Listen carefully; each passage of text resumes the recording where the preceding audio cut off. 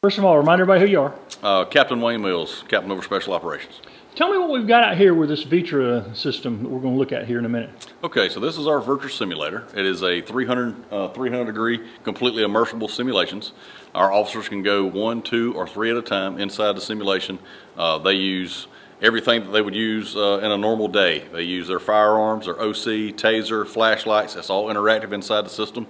And we put them through various thousands of different scenarios, and it has branching options, which allows us to change the simulation based on the reaction of the officer. So the goal here is to put the officer inside the simulation, and if we're going to make mistakes, let's make them here. And what kind of things will they be simulating, just to kind of give people an idea? Okay, everything from active shooter, mental illness, dealing with homeless, dealing with canines, car stops, vehicle searches, house arrest, you name it, they've got it. And it allows us to build our own. As of today, we are taking the classes today to learn to write our own programs. This program will allow us to go anywhere in the county. We can go to your house, film your house, put it in a simulator. I guess people don't think about it, law enforcement coming into this many situations that could happen. And these are just a few. There's others, obviously, that could be very dangerous to them. Well, one of the things that I really like about this is from the mental illness standpoint. We do our best to run simulations to put our officers through and enhance that stress level. But that's one that's really hard to simulate, and it's almost a fine line that you don't want to go too far with that. But this is a good way to be able to allow our officers to see that in here when maybe they haven't seen it before. And once again, if you're going to mess up, let's mess up here before you mess up and somebody actually gets hurt. Right. And how have the officers so far? I mean, y'all been running this about a month now, a couple of months? About 3 months now. We've been wide open with it. The feedback has been outstanding. I love to take their blood pressure, or excuse me, their BP before they go in, and their heart rate when they come out. It's unreal. We've had some guys that's pegged over 150 after being inside of simulations. And they feel like this is really helpful. So absolutely, the feedback that we're getting, seeing these guys go through, the realistic of what you see, the sights, sounds, short of the smells, we can almost recreate any environment. I can change the weather in here based on the simulation that you're dealing with, and that affects things that we have to make decisions on.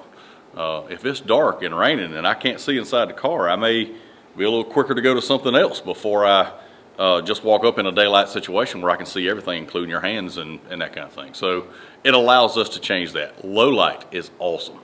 We're allowed to, here we are at 9:15 in the morning, and I can make it 2 o'clock in the morning pitch black that only your flashlight will interact, and that's the only things you can see, which is outstanding when it comes to showing the public this is what we were seeing, which is kind of great. The de-escalation aspect of it has been outstanding.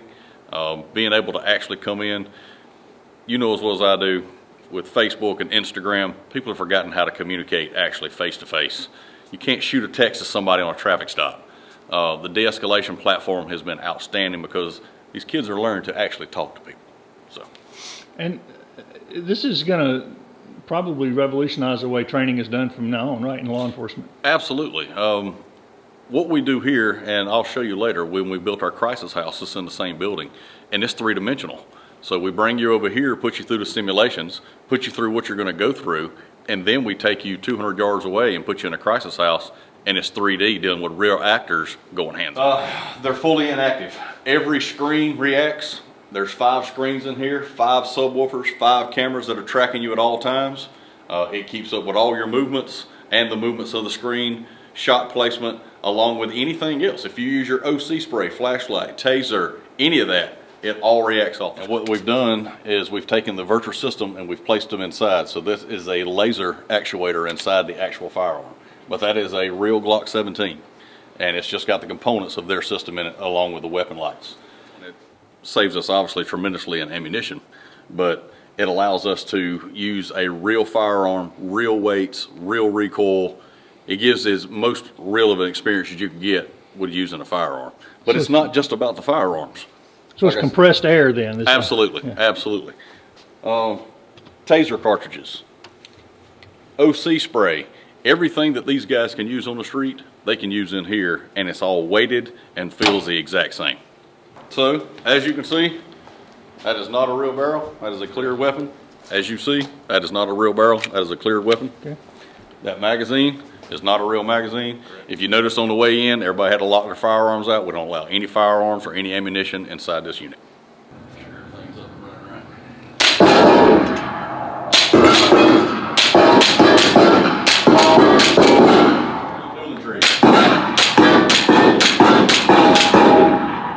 Extremely accurate.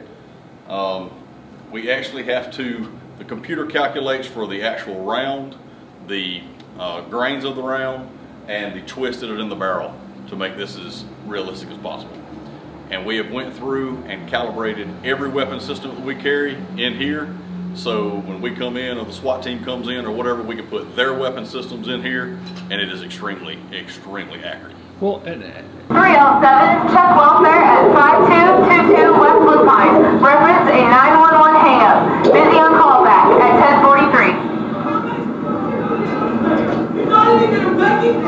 As you can hear, as the officer's arriving on scene, he can hear someone yelling and screaming inside. You don't answer my question! Please don't! You don't answer me right now! Please don't kill me. He's going to enter into here, and every screen is going to come in at this point. See what situation he's doing. Step on killer! Central High School, 3527 East Main, 1012 to Bravo for emergency traffic. Let's go, we got shots fired. Let's move, let's move.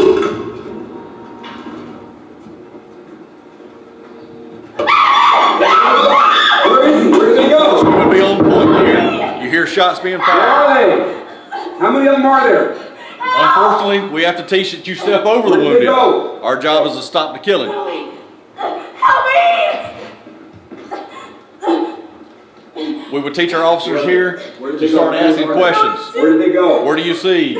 If you can Where are they? apply Where did they pressure, go? help yourself. See, we got shooters stepping out in the hallway behind us. Our officers are normally in this direction. He'll come back out over here. I'm good, I'm good, I'm good. Go, go, go. Officer down. Did we stop and help him? Still shots being fired. We got to keep moving. Officer! Oh, please help us! They went to the library! Once again, we would have our officers trying to ask questions. You hear shots being fired. We call those driving forces. Those driving forces pull us in a particular direction. Do it now. And of course, we would have our officers having dialogue throughout this. right. They went that way! They went that way! And the reason we're building the dispatch center in here so our dispatchers can be, what's going on? What do you need? Where everything's now. See them pushing them out here. Now watch now, don't get her in time. Just kill them. He was telling me y'all been doing this about 3 months now. That's right. And how have your deputies responded, and how is this training helping so far? Yeah, I think it's well. First of all, it's incredible training, and it's just a great opportunity. We're the only ones in the state that have anything, well, especially this new. I think Charleston may have the same setup, but it's about a decade, maybe even 12 years old. So ours is very state of the art. As far as simulators go, it's extremely realistic as far as the sounds and just the visuals that you see. But I think what's incredible about it is it gives, especially the new officers as they're coming through, and even those of us that have been doing it for a while, opportunities to exercise the brain and having to make quick second decisions. A lot hinges on having to make a split-second decision when you're out there in the field, and our folks have to do that every day. So you always have to train yourself, and of course train for the worst and hope for the best. But you can't get there unless you train. Just like in the military, as they say, you fight how you train. And of course, we certainly would rather de-escalate a situation than to put force. Recently we've had some situations where we've had to use lethal force, and of course there's a lot of those type of simulations within this program, and so it's a great opportunity, especially for the new officers coming up that have probably had to make very few split-second decisions in their life. It gives them an opportunity to see what it's like and how that decision that's made on the fly could really affect the outcome of a situation. So this is, you know, as you can see, and as you'll probably show in your video, how nothing can trade out for what happens in the real world, but this simulator is about as good as it gets. So it's hard to describe if you hadn't stepped in there. I mean, but it's very emotional. I mean, it's very striking. Do you think this is the future of all training for? I think this is part of the future of training. I think that I still think we still have to go to the range. We still have to get out there in our vehicles and do emergency vehicle operations training. There's still classroom stuff. The laws are ever changing, updates to laws, and so there's always that classroom element that you have to do, and defensive tactics, which is more of a that's a very much hands-on. With an instructor, and of course a lot of learning hand-to-hand tactics and stuff like that. So, but this is, I think, it's going to be a very key element. And also, you can take this training and we can go to our live situational house, crisis house. Thank you. So I think I've called it something different every time. Just start with go to our crisis house, and I can edit that. Yeah. Okay. What's great is you can take this training and then take it live into our crisis house with real live actors, which are basically other officers that have volunteered in our training unit that's in there, and put them through a more real life scenario and having to deal with a real human being, of course, and trying to get them in custody or defuse a situation, whatever it may be. So I think this is cutting edge. There's just so many great things about it, and what's even, for me, what's even better about it is we didn't have to spend hardly any taxpayer money on it. So this was mostly paid for by the drug dealers in our county that, where we have made those busts over the last several years. And so, that's also a very positive thing. What's your experience been like in there? It's tense. It's, so, you go into it and you're like, this is a simulator and all that, but you really kind of get immersed in it. And you're right, the emotions run high and everything. Your adrenaline starts pumping, and which is part of the job. This is a job that you're going to get in situations very often where your adrenaline is pumping, and that just changes you physically as you're trying to make those decisions and split-second decisions. So for me personally, going in there, I've done several scenarios, and it is. It's on point. It's on point. And I think there's like over 60,000 scenarios. So I'm sure Captain Mills has already explained that. But, being able to go in there and for the training officers to be able to see how the situation is going and be able to change without a blink of an eye. You can't even tell that it's so fluid. And the officer may be doing a great job de-escalating the situation. Or it could be where the officer's doing a great job and you're just not going to de-escalate it, period. And so you have to take it to the next level. So it's just a very exciting tool, and I think it's going to be a lot of great training for years to come for our saying about the hiring? We've actually incorporated our virtual system into our hiring process. Officers that want to come in have kind of seen the TV version of what they think real life police and law enforcement is. And then we bring them in and put them into simulations and get their heart rate up and see if this is something you really want to do. Can you do this? Can you engage a suspect, or can you talk your way out of a situation? Can you communicate with someone? And we've had people come in there and go like, you know what? This isn't exactly what I thought it was. And maybe this ain't the career for me, which saves us tremendously amount, because you're looking at $70,000 every time we hire somebody to get them through the academy, get them equipped, and a year later get them out on the street. So and get out and find out in a dangerous situation that's not for them. Absolutely. And we don't want anybody getting killed because of a hesitation, or if you got somebody that's a little too high strung, you start seeing those tendencies too, and you realize, you know what, you don't have the temperament for law enforcement. Tell me one more time about the dispatch element that's going to be added. So we're about to build a complete training dispatch module. So their entire system will be in here, computer screens, the whole 9 yards. We will have them communicating with our officers because that's part of it. That's part of the scenarios, and currently we don't have that. We don't have our officers asking for backup, getting people to you. That's one of the parts of doing these high stress situations, is getting your thought process back of, okay, I've handled the situation, but it's not over.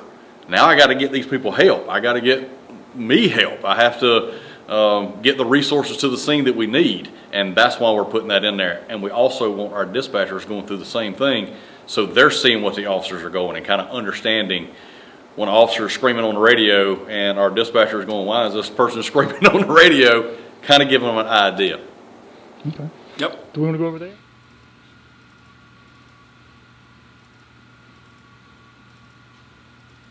So these are the scenarios. We can bring the team back out and say, hey, this is what you did right, this is what you did wrong. And it's a wonderful tool to be able, once again, you see everything that we're building has got bleachers. We want people to come in and see what we're doing. We're not trying to hide anything here. Now, if there's certain tactics that we need to keep, then we'll keep those tactics to ourselves.